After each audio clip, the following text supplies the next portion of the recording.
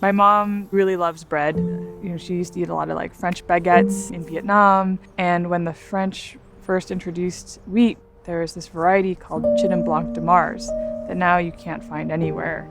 And then I eventually got a hold of it and grew it out for my mom and met someone who could make it into a baguette for her in that old French style.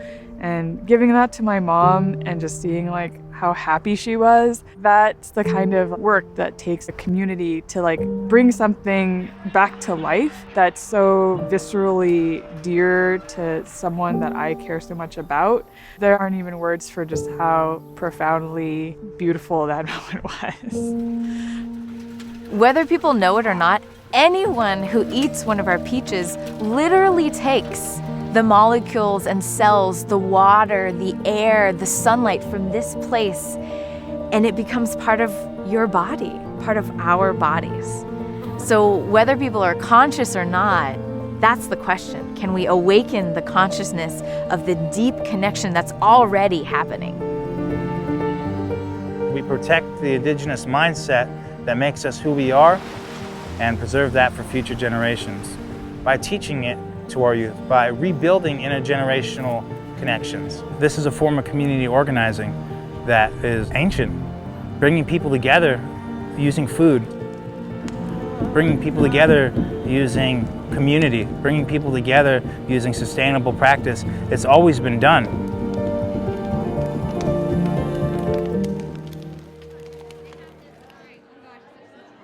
I was doing these monthly dinners for 200 people every month, and it was always benefiting a different grassroots political project. It was all volunteer, and it was always like they started really good, and they were really strong because it was all very much community. It was a very diverse group of people. And then Oakland was getting gentrified, and our meals were getting gentrified. Like foodies, this new term at the time, foodies were coming, and they were reserving batches of tickets, and they were selling them for a profit on Craigslist. It was crazy. Like it really messed with my mind. And I was like, how does it feel like we're getting colonized out of our own like anti-colonial project? And that was a big moment of questioning, is it really the project that I think it is? And ultimately what worked the most was Sita and Jocelyn being like, hey, we are crazy like you, and we're gonna do it. Our communities have come together to survive. We can plan and dream and vision and make things happen in a way that, like in true collective form, is way better than if one person did it.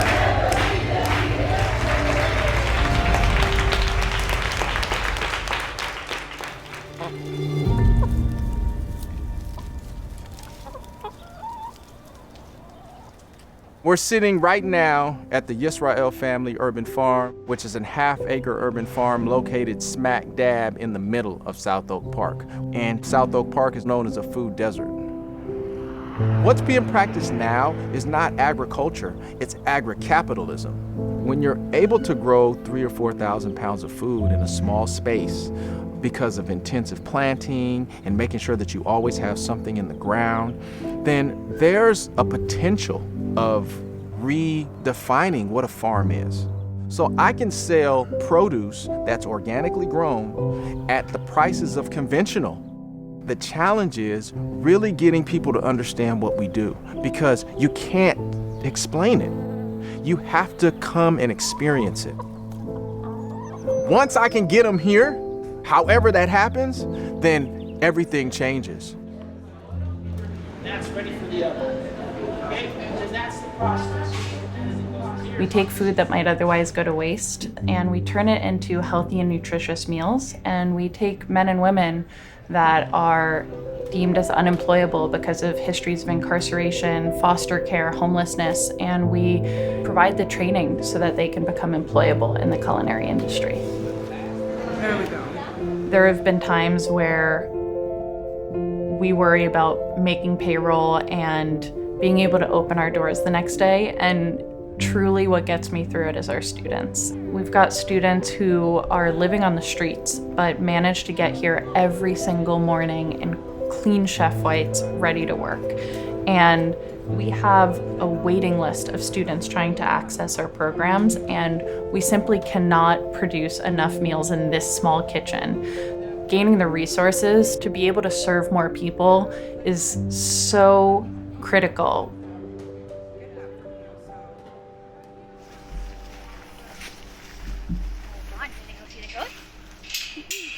So many people have no idea where their food comes from. They don't know how it's grown, who picks it, who plants it, how it's transported, and what's at stake in that whole process. So much of our work is about shining a light on those connections and reviving community food systems. This is Ohlone occupied territory, and one of the goals is to preserve this land long term. There's lots of ideas around having it transferred to Indigenous stewardship or long-term land trust for affordable housing, for agroecological farming, for education and land conservation. We've really dehumanized labor in a very racialized way, and that pretty much racist infrastructure bars not only people from making a living, but also producers from different cultural backgrounds to also be able to grow a diversity of crops that not only help our environment, but then feed people of all demographics. I hope that, as a society, we can shift to think about, well, if we really want to be able to feed ourselves into the future, people who are already doing that farm work, how can they keep doing that in a way that supports themselves financially? We need to reassess, land access and the financing of that. So there's really a transfer of land and wealth, not for any personal gain, but really for the sake of our whole society.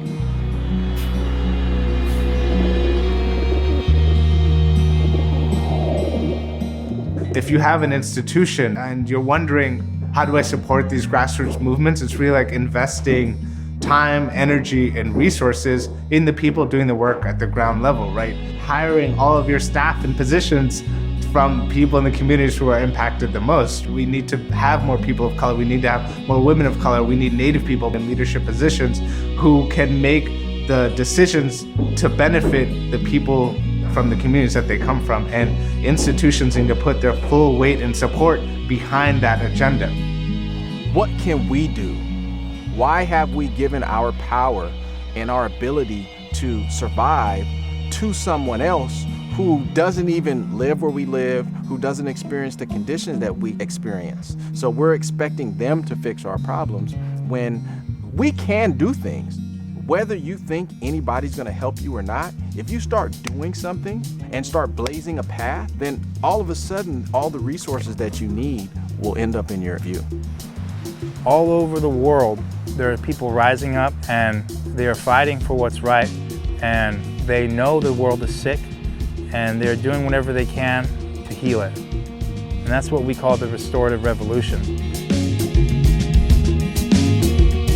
We forget that eating is always an embodied aesthetic and cultural experience. Food is one of the fundamental things we need to live. And yet we have designed a system that takes us so far away from sharing a table together. That's what I want to change. That's what we have to change.